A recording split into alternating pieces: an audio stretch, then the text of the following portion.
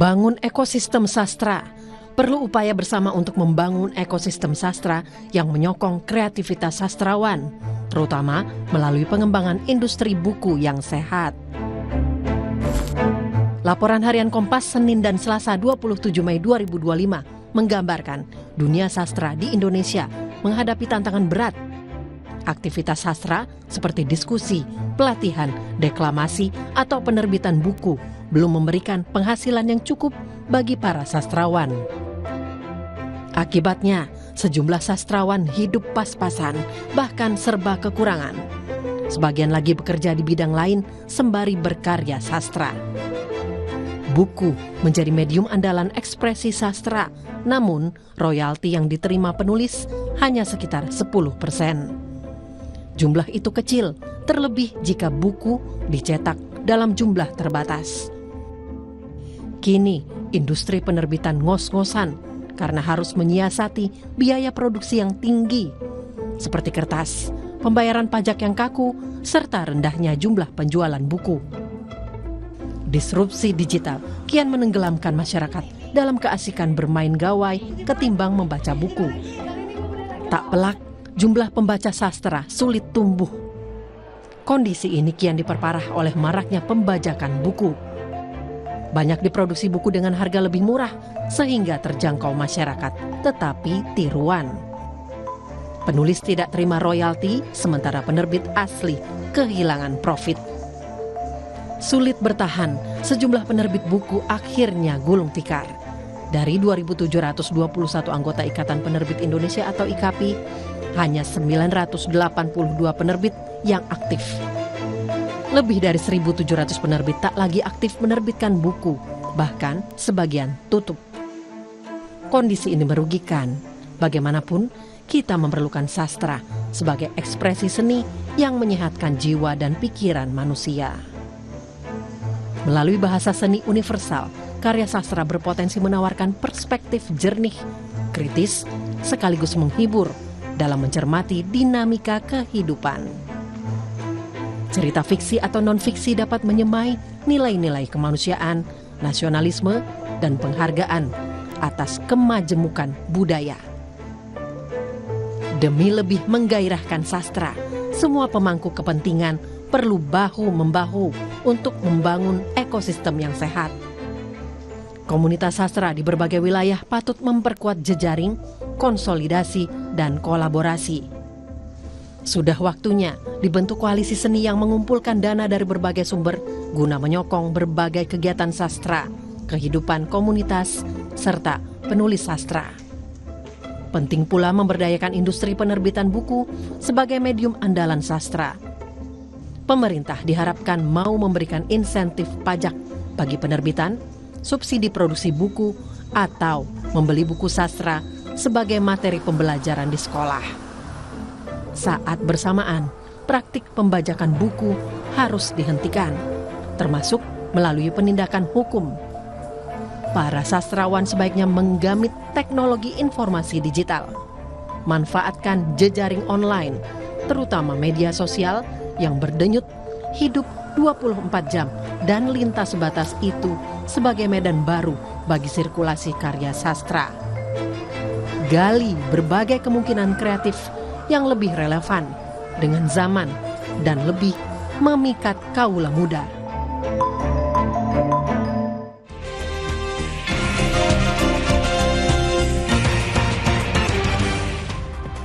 Saatnya kita ulas Harian Kompas yang terbit di hari ini, hari Rabu 28 Mei 2025.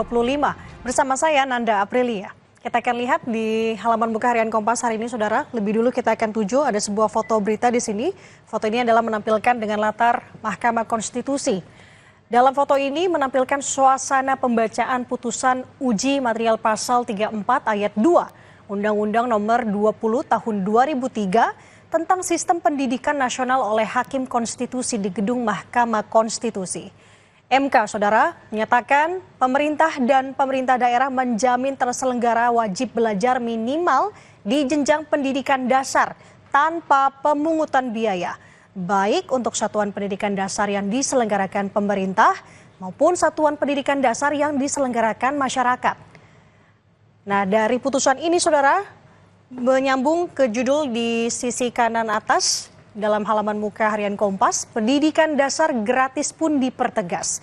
MK memutuskan bahwa negara wajib menjamin layanan pendidikan dasar untuk seluruh anak di Indonesia, baik yang duduk di sekolah negeri maupun sekolah madrasah swasta. MK menilai penerapan pasal tersebut yang hanya berlaku untuk sekolah negeri telah menimbulkan kesenjangan akses pendidikan dasar bagi peserta didik yang terpaksa bersekolah di sekolah madrasah swasta akibat keterbatasan daya tampung sekolah negeri. Kita akan ke informasi lainnya, saudara, yang juga dibahas di halaman Kompas hari ini terkait dengan kondisi pemukiman di Jakarta. Jakarta lebih mahal dari biaya hidup di Tokyo dan Paris. Biaya hunian di Jakarta relatif tidak terjangkau, bahkan jika dibandingkan dengan sejumlah kota besar dunia seperti Kuala Lumpur, Tokyo, Paris, dan rendah keterjangkauan warga terhadap hunian dan akses transportasi massal dapat mengurangi potensi perkembangan Jakarta sebagai kota global. Dari halaman 1 kita akan bergeser ke halaman 15, saudara, yang juga dibahas di harian Kompas hari ini mengenai penyelenggaraan ibadah haji dan validasi data. Ada informasi dari validasi data, pastikan seluruh jemaah masuk Arafah, di mana validasi data kembali dilakukan untuk memastikan keberadaan jemaah haji. Langkah ini diambil demi memudahkan pengangkutan jemaah ke Arafah dan penyisiran sehari sebelum wukuf. Pendataan akan memastikan dalam satu maktab atau markas ada berapa tenda, dalam setiap tenda ada berapa orang, sampai dengan jemaahnya dari sektor mana.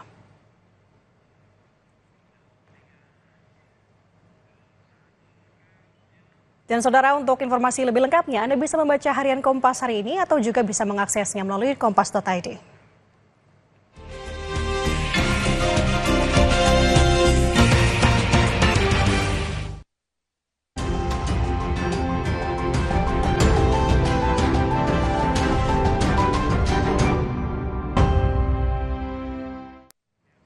Saatnya kita simak pantauan situasi arus lalu lintas di kawasan Simpang Kramat Jati, Jakarta Timur bersama petugas NTMC Polri, Brigadir Anissa.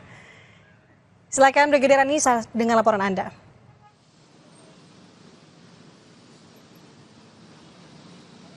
Baik, terima kasih Nanda dan juga selamat pagi saudara. Saat ini saya melaporkan langsung kondisi arus lalu lintas di kawasan Kramat Jati, Jakarta Timur. Bisa kita saksikan bersama tepat di belakang saya, saudara, situasi arus lalu lintas pada pagi hari ini sudah mulai terlihat adanya peningkatan volume kendaraan dikarenakan memasuki jam berangkat perkantoran dan juga aktivitas sekolah. Untuk pagi hari ini arus lalu lintas bisa kita saksikan tepat di belakang saya, yaitu dari arah PGC yang akan mengarah ke Pasar Rebo. Bila terpantau dominasi kendaraan pribadi roda 2 maupun roda 4. Kami himbau bagi para pengendara yang akan melintas di kawasan ini yang tetap berhati-hati, serta kami himbau untuk selalu tertib dalam berlalu lintas, dan kami himbau khususnya untuk kendaraan roda 2 selalu untuk menggunakan helm berstandar SNI guna keamanan dan juga keselamatan. Dan juga dari arah sebaliknya, yaitu dari kawasan Pasar Rebo yang akan mengarah ke PGC pada pagi hari ini masih terpantau kondusif lancar. Kami bagi para pengendara untuk selalu tertib dan memperhatikan rambu-rambu lalu lintas yang terpasang di sepanjang jalan. Dan untuk arus lalu lintas dari kawasan PGC yang akan berbelok ke kanan, yaitu ke arah Taman Mini ataupun yang akan memasuki tol dalam kota, situasi arus lalu lintasnya terpantau kondusif lancar. Dan untuk arus lalu lintas dari kawasan Taman Mini yang akan berbelok ke kanan, yaitu mengarah ke kawasan PGC, terpantau dalam keadaan kondusif lancar juga. Kami himbau bagi para pengendara untuk selalu tertib serta memperhatikan rambu-rambu, serta kami ucapkan terima kasih bagi para pengendara yang telah berhenti tepat di belakang garis stop dan untuk menunggu antrian traffic light.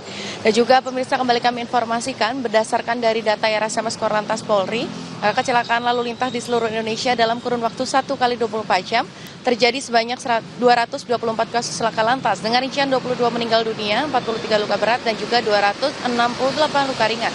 Dari data tersebut, menurut maksud kami dari data tersebut 100% terjadi di jalan non-tol ataupun di jalan arteri. Untuk itu kami himbau bagi para pengendara untuk selalu tertib dalam berlalu lintas guna terciptanya perjalanan yang aman, nyaman, dan selamat sampai tujuan.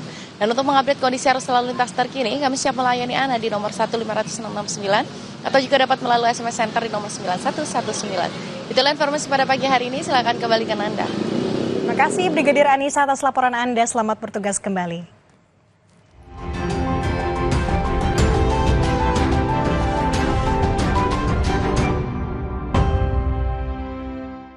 Usai jeda, Kompas Pagi akan kembali hadir dengan informasi Presiden Prancis Emmanuel Macron tiba di Jakarta setelah mengakhiri kunjungannya di Vietnam.